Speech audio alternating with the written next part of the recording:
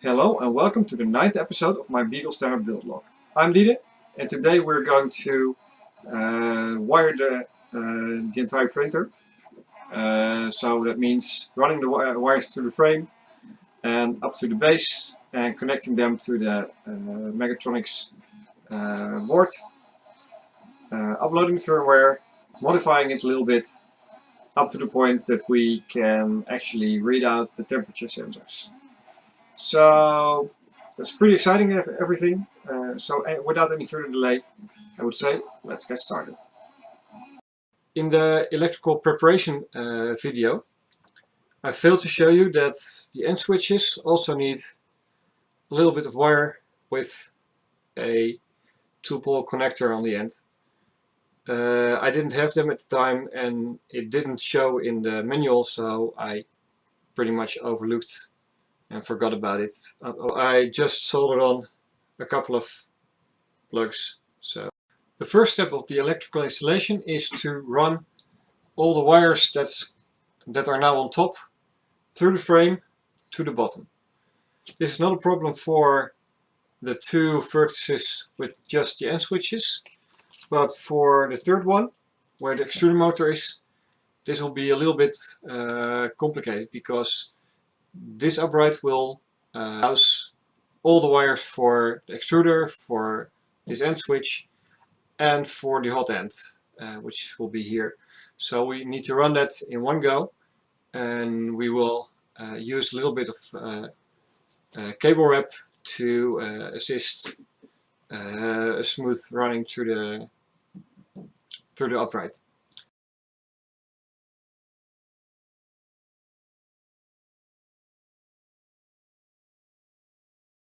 So I now straightened and bundled all the wires coming from the extruder motor and the end switch on that upright, together with the cables coming from the hot end.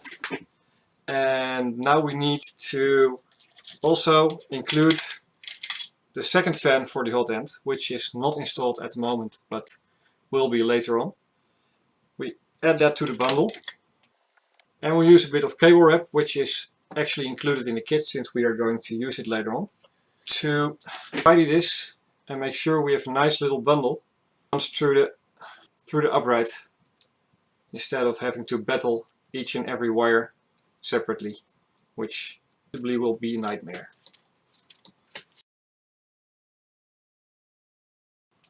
Something like this. We don't need to wrap the entire bundle, just the first like 10 to 15 centimeters, so it runs easier through the upright.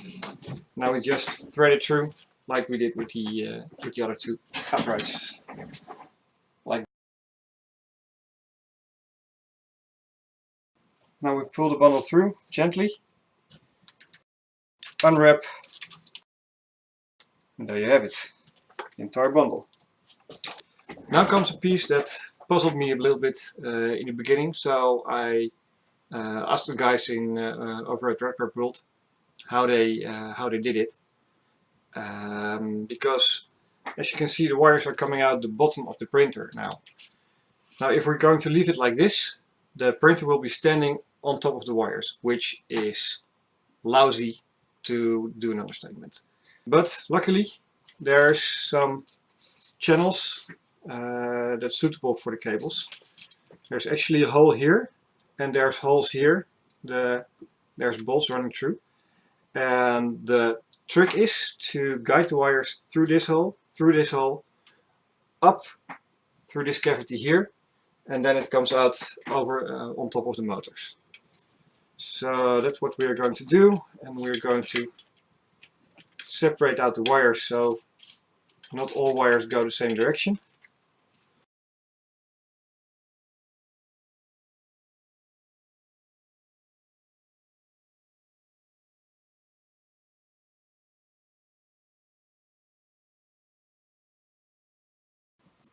Like that.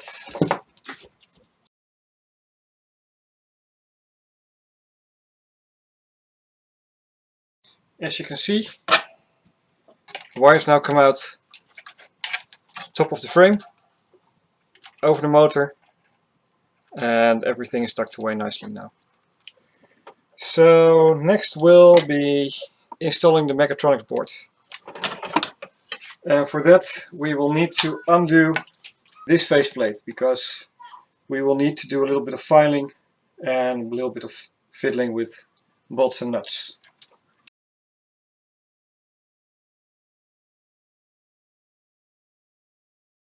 Now, I did a little test fit yesterday evening already with the board, and I discovered a couple of things. Here's an electronics board, and it should be installed underneath these mounting blocks. But, well, you might see it like a little bit.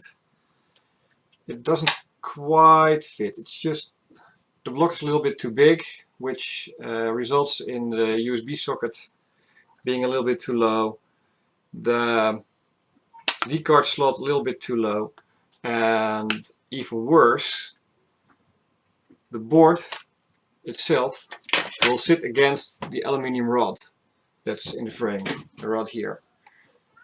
That's bad because aluminium conducts electricity, so that will cause shortage.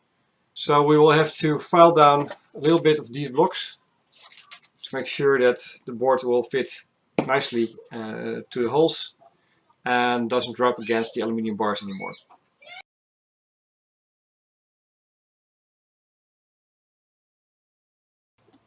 Before we start to assemble the mechatronics board and actually install everything back to the printer, there's a couple of things I want to do as preparation. It's in the manual as a tip, but I'm going to do it just for sure, and because the board is really close to this bar. One of the things is to cover this bar with electrical insulation tape, and the other thing is installing the stepper motor drivers. I already installed the heat sinks on the stepper motor drivers because they need to be put on by a little bit of glue. It's the same white tube I used on the hot end, so if I ever have to take that apart, that's going to be quite an interesting experience, I think. These heat blocks I glued on yesterday, and they're pretty tight. Make sure they fit only one way. If you put them on the other way, they touch more than just chips. So this is the orientation they need to go on the drivers. Okay, so first wrap that bar with a little bit of tape.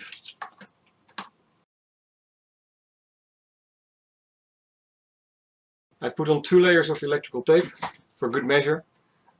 Strictly speaking, 1 layer should be just fine, but well, better safe than sorry, so I put on 2 layers. Next up is installing the stepper motor drivers. Make sure you position these drivers the right way up, because otherwise they will burn down. The manual states that the trim pot, which is this little round thingy with a cross right there, should be closest to the stepper motor cables, and these are these little white plugs here, so they need to go on like this. That's for the Z-axis, like that. And now we repeat for the Y and X axis, and of course for the extruder. So now it should look like this. Z, Y and X axis, and E0, which is the first extruder. Note that this board has place for 3 extruders. So if you want to experiment with a diamond head or something like that, this board will run that just fine. What's up next is connecting the wires to this board. And the manual has a little picture of it. It doesn't show everything, but should be clear enough for to get started. The wires for the thermocouple, and they should go in this connector block. Green there, white there.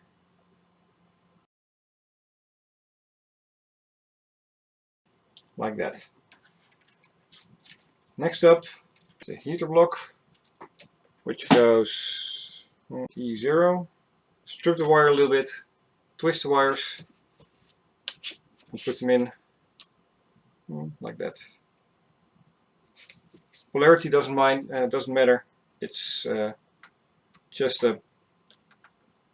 actually a big resistor which heats up when current flows through it. So like this.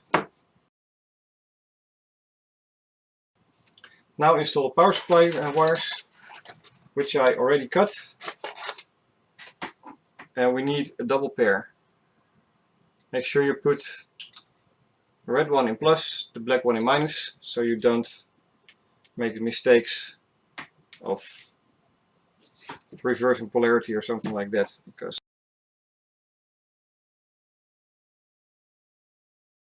these wires will later connect to the power supply, but for now we don't need them right now. Extrude the stepper motor and go on now. Make sure you have the polarity of the stepper motors right. The red wire should go to the extreme end of the board, like this.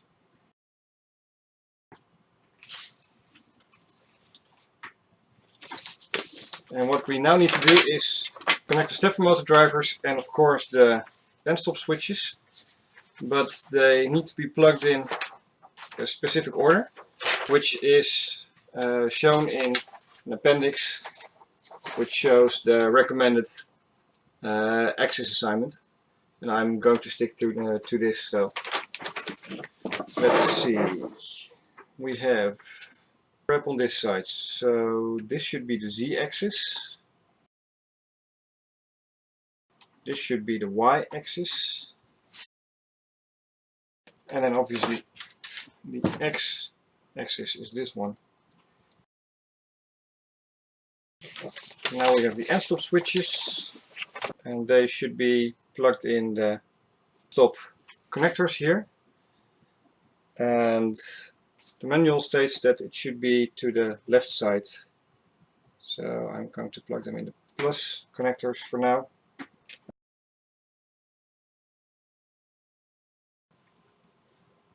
Like this. So the end stop pin header is like 3 pins wide. You should put them on the pins facing the power wires. So I've got a row of pins here that stay unused. And now there's only 2 wires hanging from here, which are the content fan wires, and they should go the fan 1 and fan 2 connectors. Make sure you check the polarity. There's clear plus marks on the board, which should correspond with the red wire on the cable. Now there's just 2 more things that should be connected to the board, and that's the heater mat and the heater mat thermistor. I kept it safe away from up till now, but we will be connecting it right now. So as with the heater cartridge, it doesn't matter the polarity, so we just chuck the wires in and that's the end of it. And obviously the thermistor should be connected as well to the T1 plug. And I believe that should be pretty much all the wires connecting to the board for this printer as it is now. We will connect the power in a later stadium, but what we can do now is connect the laptop to it, and the board will be powered from USB, and we can check if the thermistor or thermocouple give reasonable readings and if they are okay. So now on my laptop I downloaded and opened the Arduino environment. I also downloaded and opened the Megatronics firmware within the Arduino environment, set up the COM port for the Megatronics board, and now I'm going to upload the firmware. Let's see.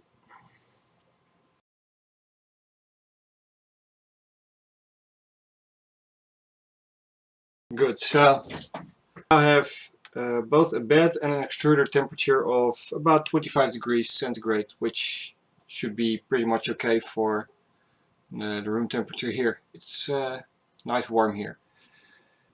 So now we got all the wires connected to the Mechatronics board, and we have uploaded the firmware and checked the settings. We have temperature readings. But this is it for this video. So I would say bye.